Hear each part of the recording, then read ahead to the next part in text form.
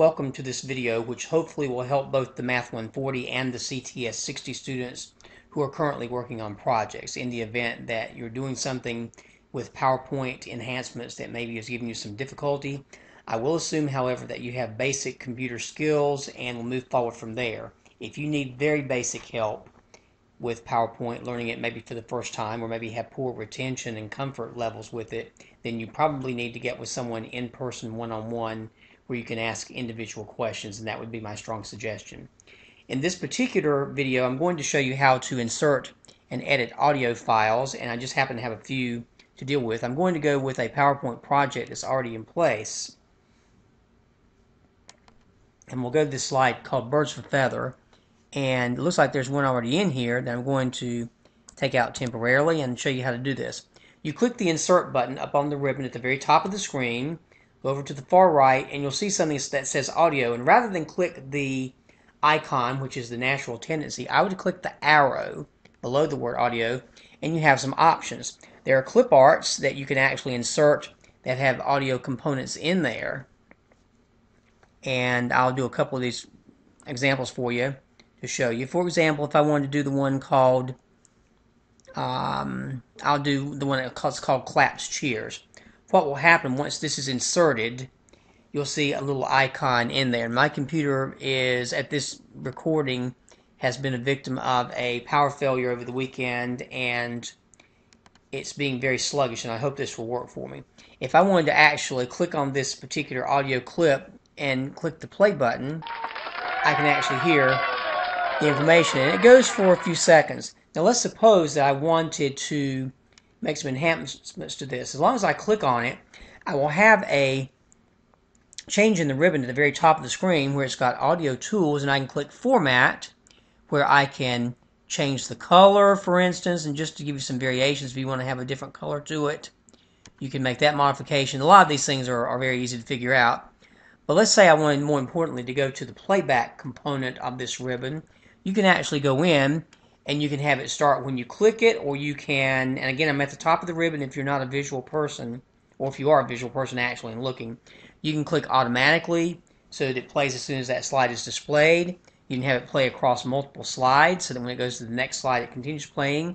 And what I like about this is you can, of course, you can change the volume right here, and you can trim the audio if you want just a certain amount of it. So I'm going to choose Trim Audio, and you can go in, you can actually play it and do the stop-start as you need to, or you can actually move these green and red divisions if you want to, and you can actually play this and test this out yourself. I'm not going to make this video explanation very long in the interest of time for you, but I'm going to move these forward just so you can look at what can actually happen. You can actually click these start times and have it play at 1.4 seconds into the video, or 1.9 or whatever, or you can just move them, and then when you play it, you have a much shorter situation. Now that's extremely short, and I'm going to make this a little bit longer just for the sake of seeing how it works. And you can test this out, and once you click OK, you have an edited version of this particular audio file. And of course, if I were to go up here to the slideshow and play the current slide, it plays automatically because I told it to, and again, that's very brief. And the reason I made this so very short, you may have a music file that you're wanting to put in that may take a little bit longer and you want to edit that. I'm going to go in and do another audio file now by clicking Insert. In fact, I'll delete this one just for the time being. You get the idea of how this works. And I'm going to choose Audio and then choose Audio from File, which means it's going to come from your hard drive, or maybe from a website somewhere. Now, your computer, of course, is not identical to mine, so your files may be in different places, and I have to rely on you to know where they are, or to get help if you don't know where you've located files, where you place them.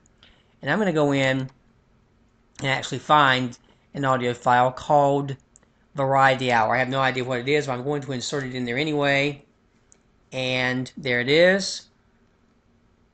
It's just the difference being that instead of this being part of the clip art built in with PowerPoint, it came from outside of PowerPoint in the form of a file that I maybe have stored somewhere. And I can play that and get this music. It runs a little bit longer. And again, if you want to go in and click Playback and do some editing of the audio by choosing trim. You can actually go in and just select the part that you want to play, and you may not want it to play very long at all. So I just play with these files. I'm not doing a very good job right now, and I apologize for it, but I've been having some really difficult times with my computer today because of the sluggishness of the internet due to the power failure. But I made this much shorter now, so it only goes for a few seconds, or maybe even less than a second or two. And of course, when you run the slideshow, you can actually start it when you click it, or you can make it play automatically. You can make it play across slides. I'll let you play around with that, and if you need individual help, of course, get with the correct people, and get with me if you need to. The other option that you may have, and I'll delete this temporarily, just so I don't have a lot of files playing at once, I can go to Insert and choose Audio, and I can actually record it. So I'll click the little button to record it, and this is my audio file being played. I hope this works. I've never done this before. And this is my audio file being played. I hope this works. I've never done this before. And I'll click OK.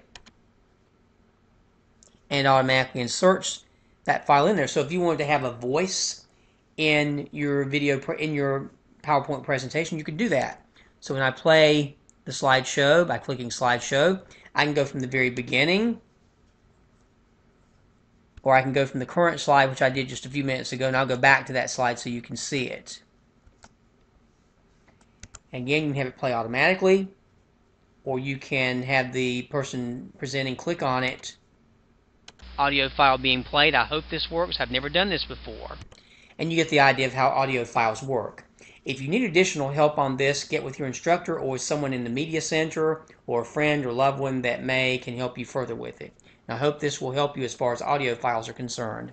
You can also, by the way, get these recorded from CD players and record the CD information and transfer that in as well. Just remember the copyright rules that go with it.